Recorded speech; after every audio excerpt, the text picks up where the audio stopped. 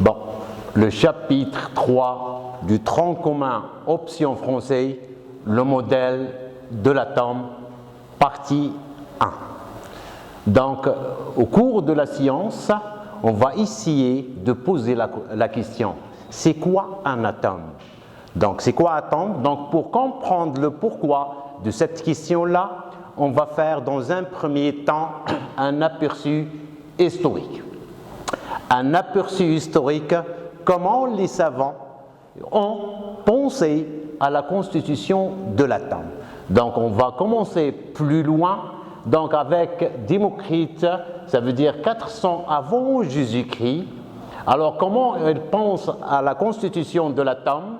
Particules indivisibles qu'ils ont appelées atomos, qui signifie indivisible en grec. Grain de matière, grain de poussière.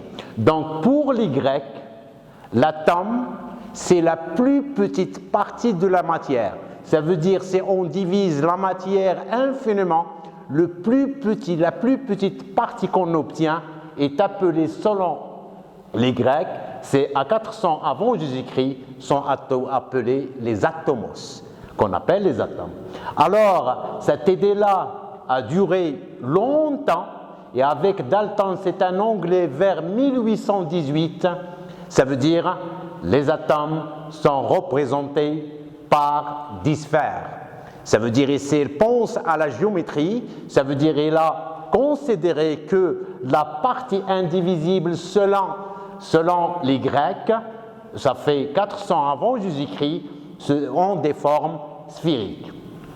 Vers 1897, avec Thomson, c'est un physicien chimiste anglais, il imagine l'atome comme une sphère remplie d'une substance électriquement positive et fourrée d'électrons. Donc ça veut dire parsemée d'électrons. Alors la sphère imaginée par Dalton, Thomson essaie de dire qu'elle est constituée par une substance qui est électriquement neutre, parsemée par des électrons. Donc ici, il est basé par, bien sûr, la présence des électrons. Ça veut dire là, ici, donc pour comprendre le pourquoi de l'atome, donc on propose des modèles.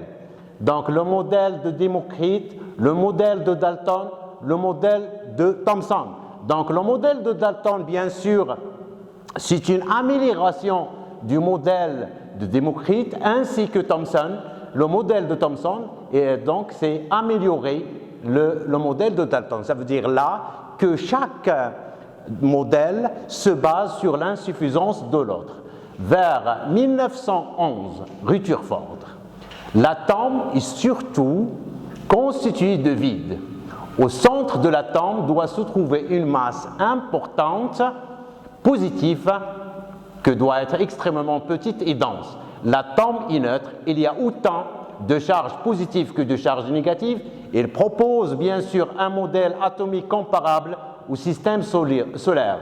Autour d'un noyau soleil gravitent des électrons planètes. Donc pour le modèle de Rutherford, comme vous voyez là, donc l'atome est formé d'un noyau et des électrons qui gravitent autour.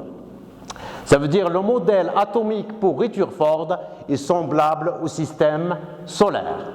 Alors vers 1992, ça veut dire toujours on cherche à déterminer à partir de cet aperçu historique la conception des différents savants à l'atome au cours du temps.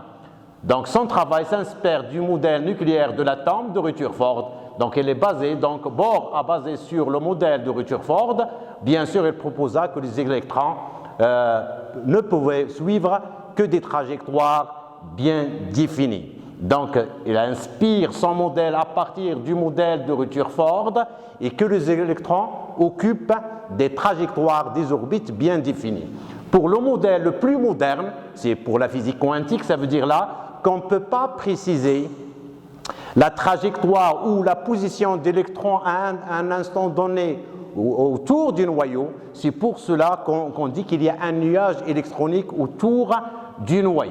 Donc ici, à partir de ces modèles-là, donc pour comprendre il faut proposer des modèles. Et chaque modèle s'inspire de l'autre et se base à corriger les insuffisances de l'autre. Pour nous, bien sûr, le modèle, c'est quoi? C'est une représentation simplifiée d'un phénomène pour le comprendre facilement. Alors là, c'est l'évolution de la conception des différents savants à la constitution ou à la forme de l'atome.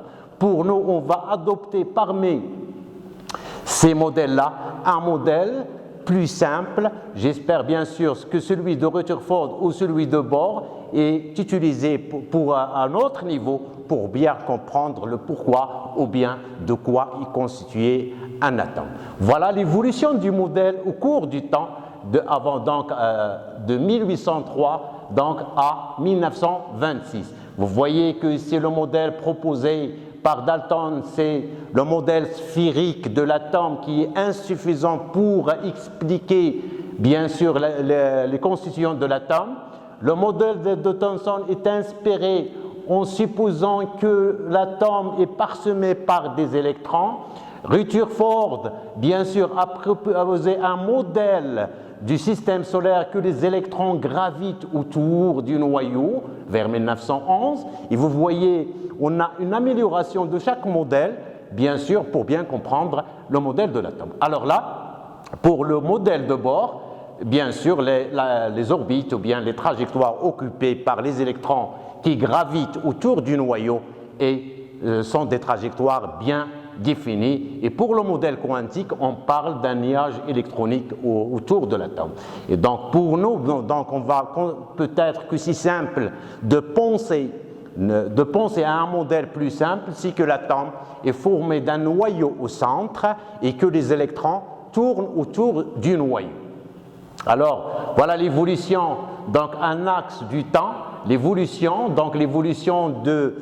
du modèle de l'atome de Démocrite jusqu'à Schrödinger, ça veut dire le modèle quantique. Donc, on va adopter pour nous ce simple modèle-là. C'est que l'atome, la conception que vous devez avoir maintenant dans la tête, qu'on va adopter pour faciliter l'étude ou bien pour comprendre l'atome, ça veut dire qu'il est formé d'un noyau au centre et des électrons qui gravitent autour. Et que le rayon atomique, c'est quelque chose de beaucoup plus petit, ça veut dire que c'est de l'ordre de 10 puissance moins 10 mètres. Donc, mètres, oui, c'est ça. Alors là, un modèle, bien sûr, n'oubliez pas qu'un modèle, bien sûr, c'est une représentation simplifiée pour arriver, donc pour le tronc commun, ici pour vous, donc le modèle de l'atome pour le tronc commun ici, une représentation, comme j'ai dit, une représentation simplifiée est appelé un modèle. Le modèle de l'atome est constitué d'un noyau autour duquel les électrons sont en mouvement, un noyau central de rayon 10 puissance un noyau central de rayon 10 puissance moins 15 mètres, soit 100 000 fois plus petit que l'atome, et des électrons répartis en couches qu'on va voir par la suite gravitent autour du noyau. Et le rayon atomique est de l'ordre de 10 puissance moins 10 mètres, soit 100 000 fois plus grand que le noyau. Ça veut dire que donc, la matière dans l'atome est concentrée dans son centre. Ça veut dire là, l'atome est constitué certainement d'un vide. Alors, pour la structure de l'atome, à partir de la structure, donc l'atome, comme on a dit, il est constitué d'un noyau et des électrons. C'est quoi les électrons? Un électron, c'est une particule de masse à peu près ME est égal à 9,1 10 puissance moins 11 kg et que ce charge électrique est moins E est égal à moins 1,6 10 puissance moins 19, tel que E, c'est la charge élémentaire, la plus petite charge dans l'univers pour vous. Donc E est égal à 1,6 10 puissance moins 19. Donc les électrons, ce sont des particules de masse M et de charge Q qui gravitent autour du noyau dans une trajectoire ou bien dans une orbite bien définie. La charge élémentaire que j'ai dit, E 1,6 10 puissance moins 19, et pour le noyau, il est constitué de particules élémentaires, les protons et le neutron, désignés par le nom de nucléons. Le noyau est formé par les nucléons. Et un nucléon, soit un proton ou bien un neutron. Alors là, vous avez vu là, donc on a adopté ce modèle-là. Donc un noyau au centre formé par des particules appelées les nucléons. Les nucléons, soit les protons et les neutrons. Eh bien, les protons, j'ai représenté les protons en rouge et les neutrons en bleu. Ça veut dire que le noyau est formé des neutrons et des protons et des électrons qui gravitent autour. Donc ici, on a inspiré ça à partir des modèles proposés dans l'échelle du temps. Ça veut dire qu'on a adopté le modèle de Rutherford, que l'atome est un modèle on a représenté l'atome par un modèle, un noyau au centre et des électrons qui gravitent autour. Un électron est une particule de masse 9,1 10 puissance moins 11 kg, c'est beaucoup plus petite, et une charge qui est négative. Alors là, et pour le noyau, la matière en général est concentrée au centre de l'atome. Donc le noyau est constitué par du nucléon. Et lorsqu'on parle de nucléon, on parle des protons et des neutrons qui constituent les particules essentielles qui constituent bien sûr le noyau. Alors là, c'est très important d'adopter un modèle. Et un modèle, ce n'est pas une réalité. Donc c'est une représentation qui nous permet de comprendre le pourquoi des choses. L'atome est constitué des électrons, le noyau, je répète bien sûr pour bien assimiler un noyau, un atome. Un noyau est constitué par des nucléons. Et lorsque vous dites un nucléon, vous parlez d'un proton ou bien d'un neutron. Alors, les protons, ce sont des particules chargées positivement. E est égal plus 1,6 10 puissance moins 19. Ça veut dire un proton a une charge opposée à la charge de l'électron et de masse très petite bien sûr, de l'ordre de 1,7 10 puissance moins 27 kg. Les neutrons, ce sont des particules non chargées. Ils sont neutres électriquement. Ils ont une masse à peu près 1,7 10 puissance moins 27 kg. Ça veut dire que la masse du proton et celle du neutron sont beaucoup plus proches. Donc les neutrons sont des particules non chargées. Par contre, les protons sont des particules chargées de charge 1 proton à une charge de plus 1,6 10 puissance moins 19. C'est les constituants essentiels du noyau. Les protons et les neutrons constituent les nucléons. Alors on peut considérer parfois que la masse du proton est à peu près égale à la masse du neutron. Le nombre de protons du noyau s'appelle le nombre de charges ou bien le numéro atomique appelé Z. On note Z, le numéro atomique ou bien le nombre de charges, c'est le nombre de protons dans le noyau d'un atome. Le nombre de nucléons se note N, de neutrons, pardon. Le nombre de neutrons se note N, pardon. Le nombre total de nucléons est noté A.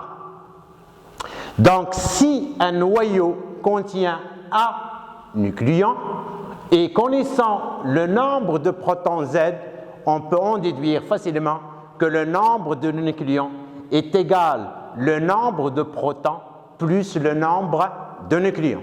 Donc c'est très important à maîtriser. Ça veut dire là, la conception du noyau, il est formé de petits grains microscopiques, protons dans le nombre Z, du neutron dans le nombre N. Donc le nombre total de nucléons, c'est A est égal à Z plus N. Voilà la conception.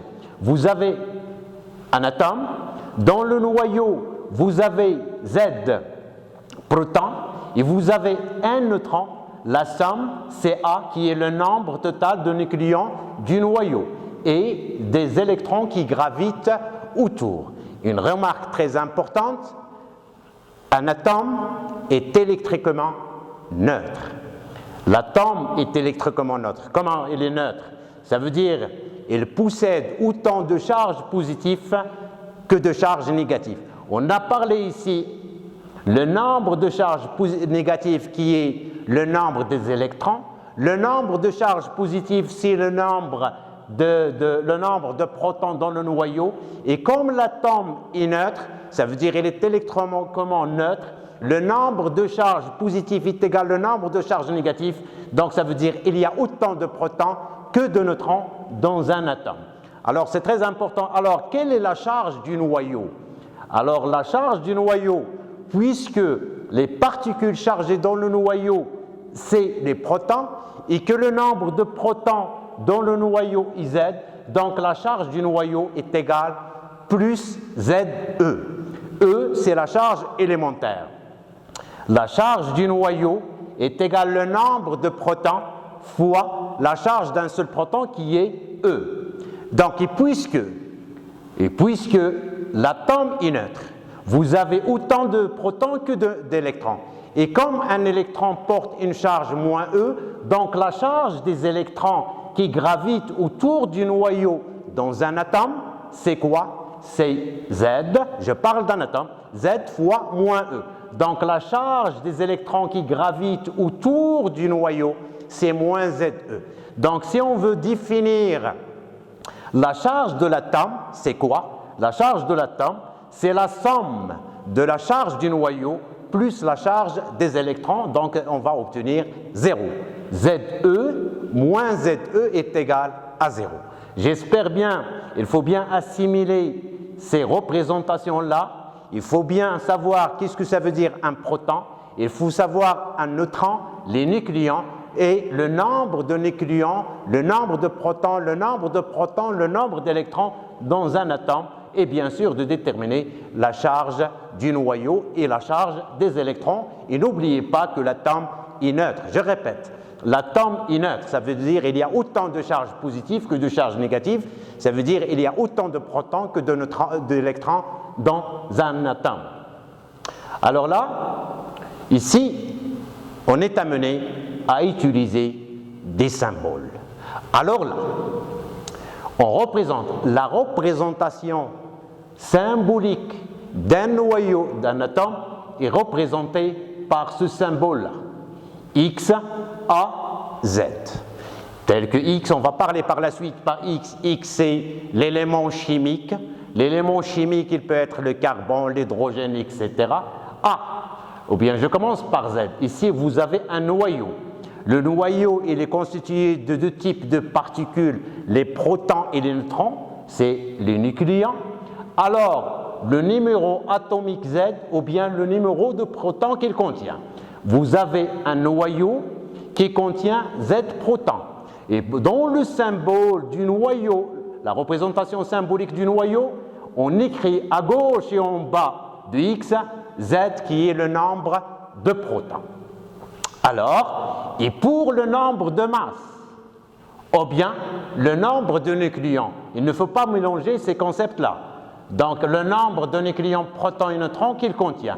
Vous avez un noyau qui contient A nucléons. Et comme ça, on peut en déduire facilement le nombre de neutrons N dans un noyau. C'est N est égal à moins Z. Donc, on se met d'accord. Il ne faut pas représenter ce symbole-là d'une autre manière, par exemple de mettre A là ou là. Donc on se met d'accord de représenter ou de donner la représentation symbolique d'un noyau par ce symbole-là. Et à partir de ce symbole-là, on peut en déduire facilement le nombre de protons et le nombre Z. C'est le nombre de protons. A, c'est le nombre de nucléons dans le noyau, ça veut dire les protons et les neutrons. Et comme ça, on peut en déduire facilement le nombre de neutrons dans le noyau, c'est A, le nombre de nucléons, moins le nombre de protons. Ici, A, le nombre de nucléons, ici, Z, le nombre de protons, à partir de la représentation symbolique. Ici, comme exemple, ici, voilà la représentation symbolique d'un noyau de l'atome de sodium 2311. Ça veut dire que le noyau du sodium est constitué de 23 nucléons et que ce noyau-là contient 11 protons, 11 charges positives. Alors, quel est le nombre de nucléons dans le noyau? Pardon, le nombre de neutrons dans le noyau. Le nombre de nucléons, c'est 23. Quel est le nombre de neutrons? Le nombre de neutrons, c'est n, est égal à 23 moins 11. 3 moins 1, c'est 2. 1, ça veut dire 12. Et il contient, le noyau de l'atome du sodium contient 12 neutrons, 11 protons. Alors, si on parle de l'atome dont le noyau symbolique est celui-là, alors quel est le nombre des électrons qui gravitent autour de l'atome du sodium? On a dit que l'atome est neutre, donc certainement 11 électrons gravitent autour du noyau. Donc c'est très important de savoir la signification de ce symbole-là. Dans un premier temps, on vous demande seulement de bien maîtriser et de bien utiliser, bien sûr, ce symbole-là. Alors là, pour faire une petite application, donc sous forme de questions à choix multiples, voilà ici, je vous demande de cocher la bonne réponse. La première question. Un électron porte une charge électrique égale 1,6 10 puissance moins 19, moins 1,6 10 puissance moins 19, moins 1,6 10 puissance 19. Alors on a parlé au cours de la leçon que l'électron est une particule de masse m et qui porte une charge négative. Là ici, c'est les mêmes questions. Donc 1,6 10 puissance, bien sûr, ici je m'excuse, donc j'ai commis une erreur, ici c'est 19. La bonne réponse c'est 1,6 10 puissance moins 19. La deuxième question, un proton porte une charge électrique égale. On a parlé un proton, celle-là c'est pas vrai. Donc un électron porte une charge négative de moins 1,6 10 puissance moins 19. Un proton, la deuxième question, porte une charge électrique égale à celle du proton, 1,6 10 puissance, celle de l'électron, 1,6 10 puissance moins 19, celle du neutron. Bon, cette question-là, le neutron, elle est neutre, donc c'est une particule qui porte une charge positive. La masse du proton est très supérieure à celle de l'électron, voisine de 10 puissance moins 19, proche de 10 puissance moins 27. Qu'est-ce que vous dites?